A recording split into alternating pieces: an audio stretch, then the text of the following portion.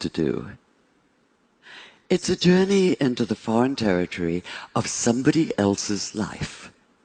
A journey, an exploration that can take you places you've never dreamed of going and still can't quite believe you've been, especially if, like me, you're an agnostic Jew and the life you've been exploring is that of Muhammad. 5 years ago, for instance, I found myself waking each morning in misty Seattle to what I knew was an impossible question. What actually happened one desert night, half the world and almost half of history away? What happened, that is, on the night in the year 610 when Muhammad received the first revelation of the Quran on a mountain just outside Mecca? This is the core mystical moment of Islam.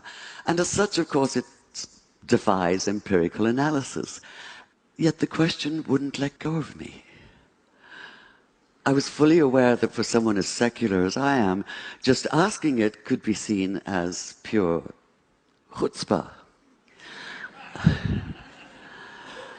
And I plead guilty as charged, because all exploration, physical or intellectual, is inevitably, in some sense, an act of transgression, of crossing boundaries.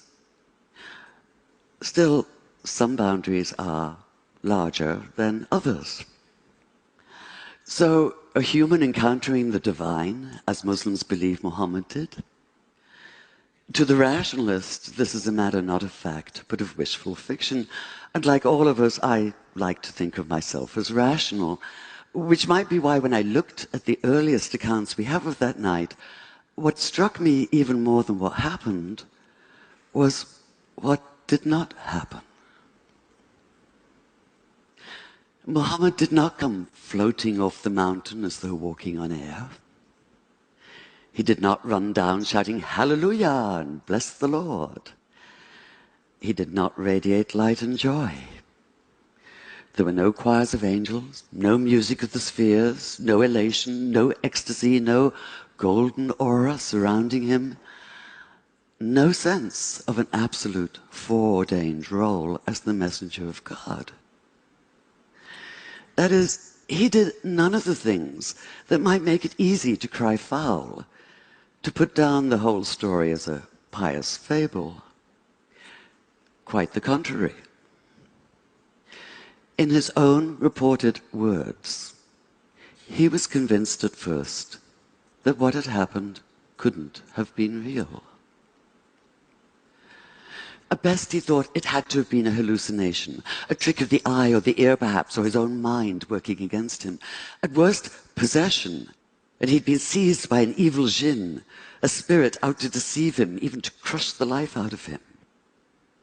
In fact, he was so sure that he could only be Majnun, possessed by a jinn, that when he found himself still alive, his first impulse was to finish the job himself, to leap off the highest cliff and escape the terror of what he'd experienced by putting an end to all experience.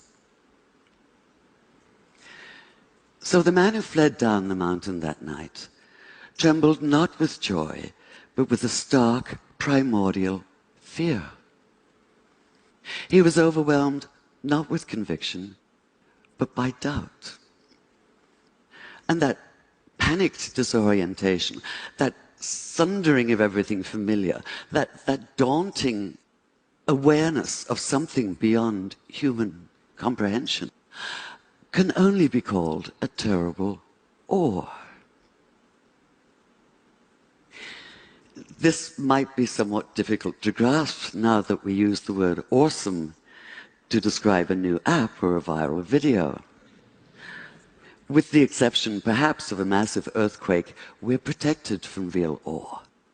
We close the doors and hunker down, convinced that we're in control, or at least hoping for control. We do our best to ignore the fact that we don't always have it, and that not everything can be explained. Yet, whether you're a rationalist or a mystic, whether you think the words Muhammad heard that night came from inside himself or from outside, What's clear is that he did experience them, and that he did so with a force that would shatter his sense of himself and his world, and transform this otherwise modest man into a radical advocate for social and economic justice. Fear was the only sane response, the only human response. Too human for some, like conservative Muslim theologians who maintain that the account of his wanting to kill himself shouldn't even be mentioned, despite the fact that it's in the earliest Islamic biographies. They insist that he never doubted for even a single moment, let alone despair. Demanding perfection, they refuse to tolerate human imperfection. Yet what exactly is imperfect about doubt? As I read those early accounts, I realized it was precisely Muhammad's doubt that brought him alive for me, that allowed me to begin to see him in full, to accord him the integrity of reality. And the more I thought about it, the more it made sense that he doubted, because doubt is essential to faith. If this seems a startling idea at first, consider that doubt, as Graham Greene once put it, is the heart of the matter. Abolish all doubt, and what's left is not faith, but absolute, heartless conviction. You're certain that you possess the truth, inevitably offered with an implied uppercase T, and this certainty quickly devolves into dogmatism and righteousness, by which I mean a demonstrative, overweening pride in being so very right. In short, the arrogance of fundamentalism. It has to be one of the multiple ironies of history that a favorite expletive of Muslim fundamentalists is the same one once used by the Christian fundamentalists known as crusaders. Infidel, from the Latin for faithless. Doubly ironic in this case because their absolutism is in fact the opposite of faith. In effect, they are the infidels. Like fundamentalists of all religious stripes, they have no questions, only answers. They found the perfect antidote to thought and the ideal refuge from the hard demands of real faith. They don't have to struggle for it like Jacob wrestling through the night with the angel, or like Jesus in his 40 days and nights in the wilderness, or like Muhammad, not only that night on the mountain, but throughout his years as a prophet, with the Quran constantly urging him not to despair, and condemning those who most loudly proclaim that they know everything there is to know, and that they and they alone are right. And yet we, the vast and still far too silent majority, have ceded the public arena to this extremist minority. We've allowed Judaism to be claimed by violently messianic West Bank settlers, Christianity by homophobic hypocrites and misogynistic bigots, Islam by suicide bombers. And we've allowed ourselves to be blinded to the fact that no matter whether they claim to be Christians, Jews, or Muslims, militant extremists are none of the above. They're a cult all their own, blood brothers, steeped in other people's blood. This isn't faith. It's fanaticism, and we have to stop confusing the two.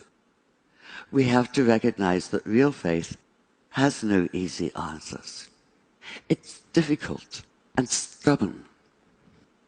It involves an ongoing struggle, a continual questioning of what we think we know, a wrestling with issues and ideas.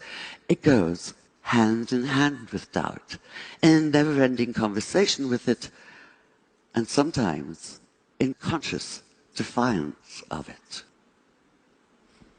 And this conscious defiance is why I, as an agnostic, can still have faith. I have faith, for instance, that peace in the Middle East is possible despite the ever-accumulating mass of evidence to the contrary. I'm not convinced of this. I can hardly say I believe it. I can only have faith in it, commit myself, that is, to the idea of it. And I do this precisely because of the temptation to throw up my hands in resignation and retreat into silence. Because despair is self-fulfilling. If we call something impossible, we act in such a way that we make it so. And I, for one, refuse to live that way. In fact, most of us do. Whether we're atheist or theist or anywhere in between or beyond for that matter, what drives us is that despite our doubts, and even because of our doubts, we reject the nihilism of despair. We insist on faith in the future and in each other. Call it naive if you like.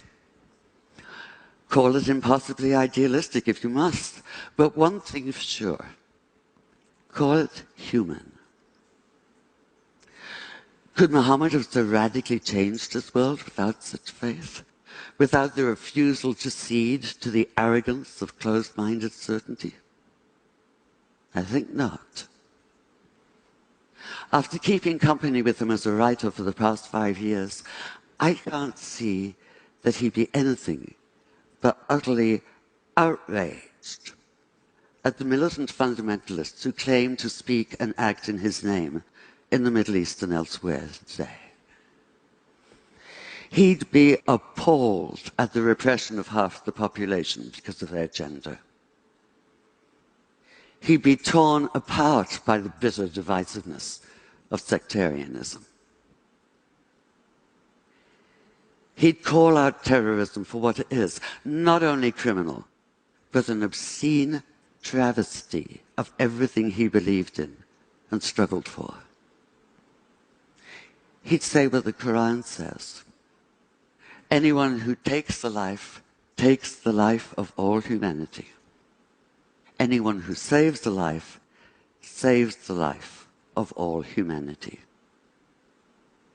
And he'd commit himself fully to the hard and thorny process of making peace.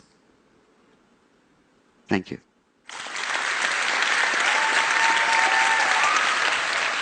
Thank you.